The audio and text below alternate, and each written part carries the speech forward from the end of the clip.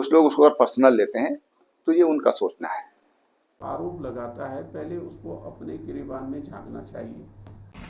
उत्तराखंड में अवैध खनन के मुद्दे पर भारतीय जनता पार्टी में धड़ेबाजी खुलकर सामने आ गई है। अवैध खनन में लगे माफिया नदियों का सीना चीर रहे हैं तो बीजेपी में वार पलटवार का दौर बहुत आक्रामक होने लगा है। इस सियासी लड़ाई में त्रिवेंद्र रावत अपने रुख पर कायम है। देखिए, पुतले फूके जा रहे हैं उसका तो मुझे कोई चिंता नहीं है, क्योंकि मैंने जो कुछ भी सवाल उठाए हैं वो नियमों के तहत उठाए हैं। संसदीय ज्ञान के जिनको थोड़ा बहुत भी ज्ञान है वो सब लोग समझते हैं कि वहां पर कोई भी सवाल जब उठाए जाते हैं तो नियमानुसार उठाए जाते हैं। ऐसा नहीं होता कि आप खड़े हो जाओ और बोलना शुरू कर दो। अगर कोई कई बार जोर जबरदस्ती करते भी हैं तो कहीं वो रिकॉर्ड में नहीं आता है। और इसलिए मैंने जो भी सवाल उठाया है वो व्यापक परिप्रेक्ष्य में उठाया है, पूरे इकोसिस्टम को लेकर के उठाया है। उसको कोई पर्टिकुलर विषय पर नहीं है, वो व्यापकता में है। कुछ लोग उसको अगर पर्सनल लेते हैं तो ये उनका सोचना है, उसको बिल्कुल भी पर्सनल नहीं लिया जाना चाहिए, ये मेरा कहना है। एक समस्या है, वो समस्या को मैंने सदन के सम्मुख रखा है।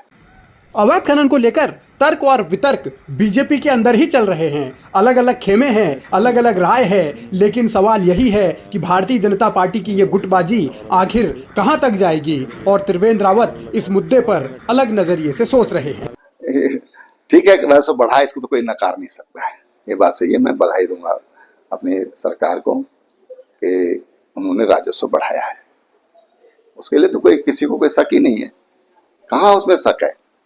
लेकिन पर्यावरणीय क्षति का भी ध्यान रखा जाना चाहिए, जन हानि का भी ध्यान रखा जाना चाहिए, ये मेरा कहना है। नियम जो मोटर व्हीकल एक्ट है उसका भी ख्याल रखा जाना चाहिए।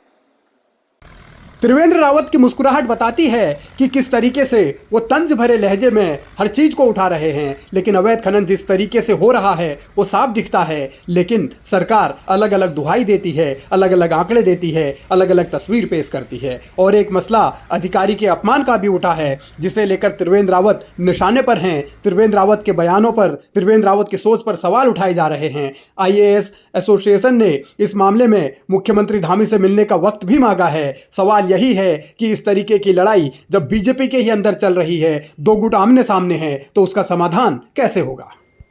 नहीं, उसमें कहीं भी नाम का कोई उल्लेख नहीं है। मैंने पढ़ लिया वो चिट्ठी, मेरे पास भी आप जैसे लोगों ने भेजी है वो चिट्ठी, तो ऐसा कुछ नहीं है। लेकिन अगर उनको मेरी बातों से कोई चोट पहुंची है, उनको कोई तकलीफ हुई है, पहली बात ये कि मुझे बहुत अच्छी तरह जानते हैं।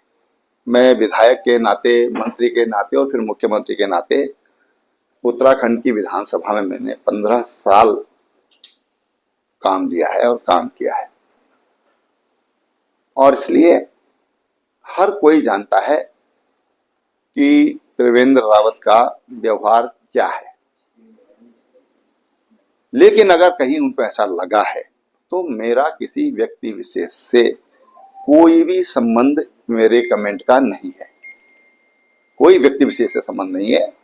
मैंने व्यापकता में बात कही है।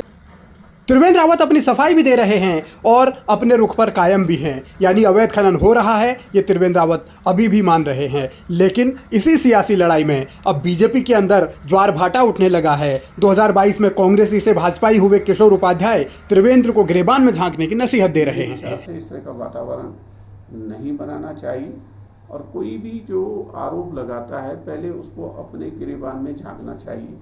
उनको एक अच्छी कहावत है ना कि अगर हम एक उंगली किसी की तरफ उठाते हैं तो 4 उंगलियां हमारी तरफ होती हैं। तो तत्कालीन उससे पहले के जो मुख्यमंत्री हैं उनके ऊपर कितने सारे आरोप लगते रहे, आप लोग भली भांति जानते हैं। और इस तरह की प्रवृत्ति को इस प्रदेश में रोका जाना चाहिए, और मैं इस प्रवृत्ति की निंदा करता हूँ।